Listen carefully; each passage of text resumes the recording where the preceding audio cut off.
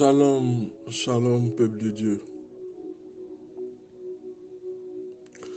Que Dieu vous bénisse et que toute la gloire lui soit rendue.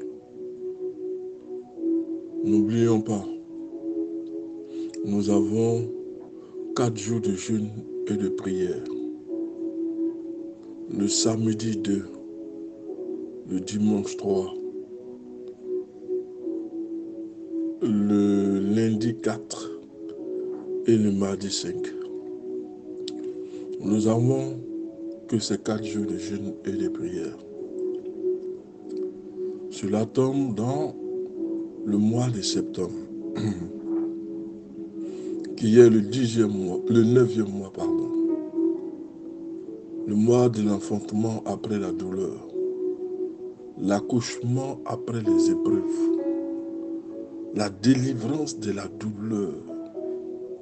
Alléluia. Donc, nous nous préparons pour le samedi 2, le dimanche 3, le lundi 4, le mardi 5. Nous allons nous arrêter à ces 4 jours et la quinzaine qui suivra les 4 jours de jeûne et de prière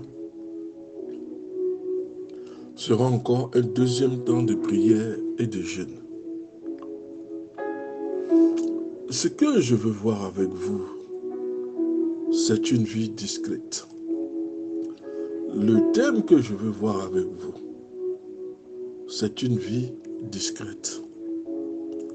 Vous n'avez pas besoin, quand Dieu vous bénit, de faire montre ou l'étalage de toutes ces choses, de toutes ces bénédictions. Apprenez à vivre de façon discrète, caché dans un coin reclus, mais toujours en liaison avec l'Éternel. Ceux qui passent leur temps à exposer tout sur les réseaux sociaux, ça ne dépend que d'eux. Mais Dieu tient à une vie discrète, à conserver la relation avec le Seigneur dans les moments difficiles même parfois. Lorsque tu es dans la discrétion, personne ne sait tes œuvres et ta prière. Tu es seulement en contact avec Dieu concernant tous les projets que tu veux faire. Soyons discrets, soyons humbles parce que l'ennemi rôde. Les gens cherchent à savoir ce que tu deviens afin de pouvoir te renverser. Parce qu'ils ont mal au cœur quand tu commences à émerger. Leur but, c'est de t'écraser pour pouvoir réussir. Mais on ne peut pas écraser une personne pour réussir. Parce que ce que tu as fait à l'un, forcément t'arrivera. Donc il est important, enfant de Dieu, d'avoir cette vie discrète. Hébreux 11, le verset 5. Par la foi, Enoch fut enlevé afin d'échapper à la mort. Il avait reçu le témoignage qu'il avait été agréable à Dieu. Nous sommes agréables à Dieu que par la foi. Que par la foi. La puissance, la démonstration de la puissance, les délivrances, ce ne sont que la cerise sur le gâteau. Ce qui veut dire que quand vous aurez foi en Dieu, confiance en Dieu, vous marcherez dans l'élévation et la grâce. Les anges seront toujours autour de vous, vous protégeant dans le ministère. C'est par la foi que l'on est agréable à Dieu. Par la foi que Enoch échappa à la mort. Et la mort ne l'a pas touché. La mort ne l'a pas visité. Deux qui n'ont pas vu la mort, qui ont été enlevés par la foi. Enoch et le prophète Élie. Enoch avait reçu un témoignage qu'il avait été agréable à Dieu. Nous connaissons la vie d'Abraham, celle de Moïse, mais nous ne savons presque rien d'Enoch, La Bible ne nous rapporte pas les traits marquants de sa vie, ses succès, ses difficultés, ses voyages, ses relations avec les autres, avec sa famille. Nous ne savons rien d'Enoch. La seule chose que nous savons, c'est qu'Enoch avait un fils qui s'appelait Mathusalem. Et que Mathusalem vécut beaucoup plus longtemps que tout être humain. Sa mort coïncide avec le déluge. Quant à la vie, quant à sa vie, c'est-à-dire celle d'Enoch, la vie d'Enoch était une vie simple. Elle se résumait sur deux choses. Il marchait avec Dieu. Il avait été agréable à Dieu. Voici ce qui résumait la vie d'Enoch. Cherchez toujours la volonté de Dieu. Cherchons à faire plaisir à Dieu. Marchons dans la foi. Il fut agréable à Dieu. Sa vie se résumait en ceci. Il marchait avec Dieu. Il avait été agréable à Dieu. Enoch avait une vie anodine. Comme la plupart d'entre nous. Nous espérons peut-être que notre vie aura un impact majeur sur l'humanité, comme celle de Martin Luther King ou de Billy Graham. Mais en fait, les détails de notre vie seront vite oubliés par tous, excepté par nos proches, parce que notre environnement va se lasser automatiquement de nous si nous mourons. Mais il n'y aura que nos proches qui pourront témoigner de nous. Excusez-moi. Il y aura seulement nos proches qui vont témoigner de nous. Mais les autres oublieront facilement tout ce qui avait été fait. Nous voulons être des influenceurs, des gens qui impactent notre génération. Mais la vie d'Enoch était une vie simple, une vie discrète. Il ne faisait que marcher avec Dieu.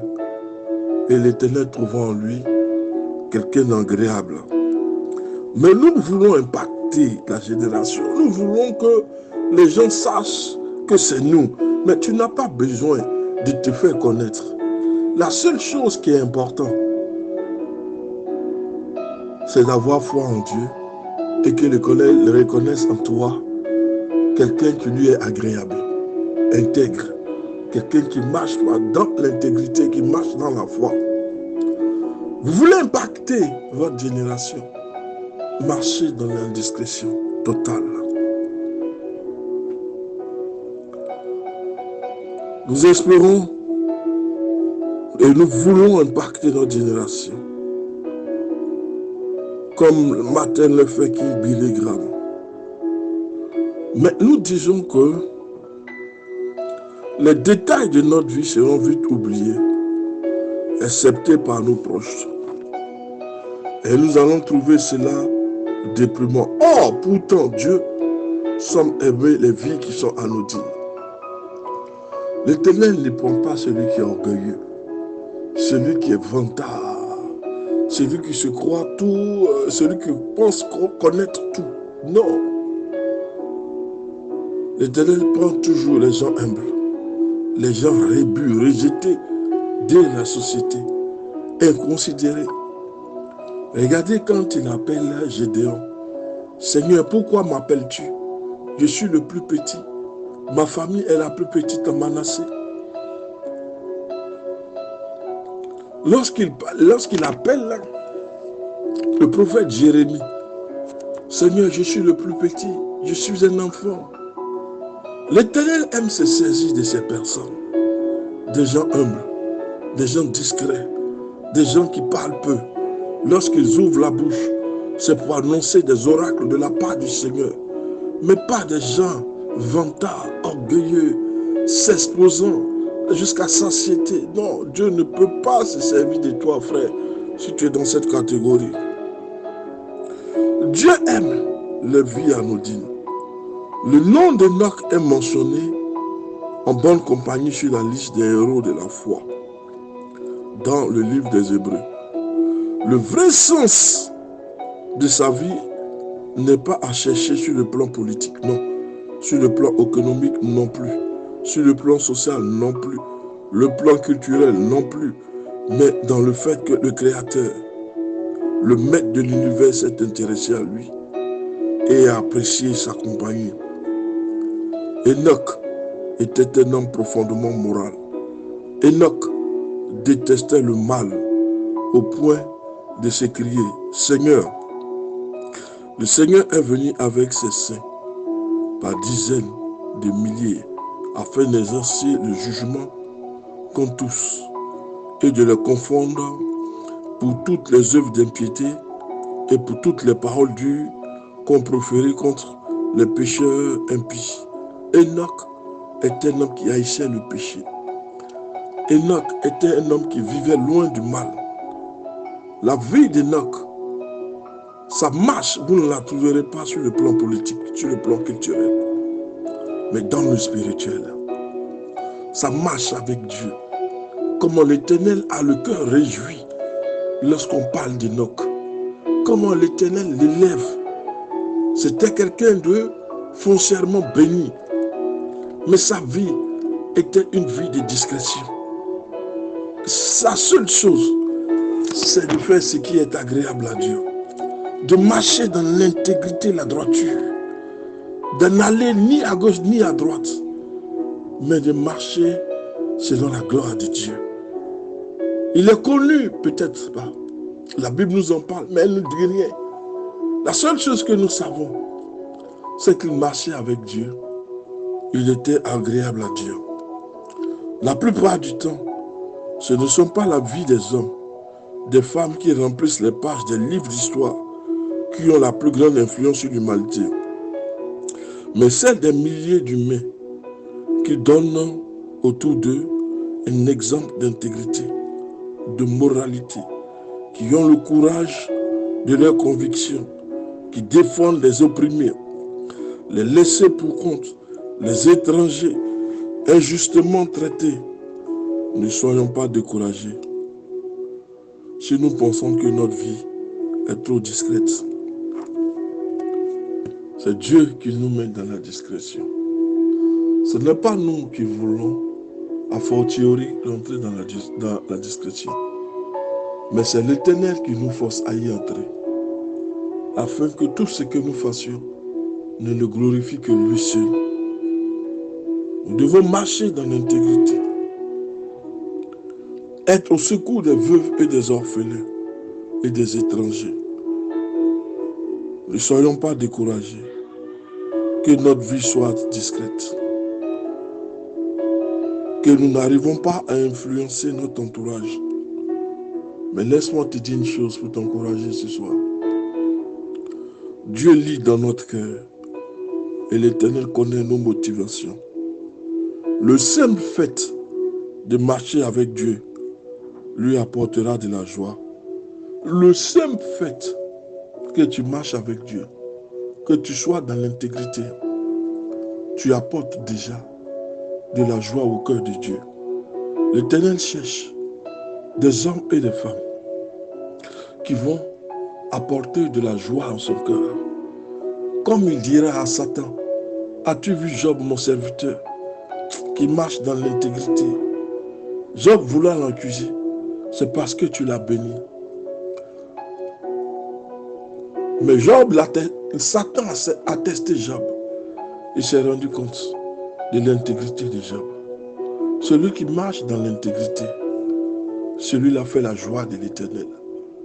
L'Éternel ne te demande pas d'aller te prélasser sur les réseaux sociaux, d'aller te vanter en disant c'est moi qui ai la meilleure église. Non, l'Éternel ne te demande pas ça.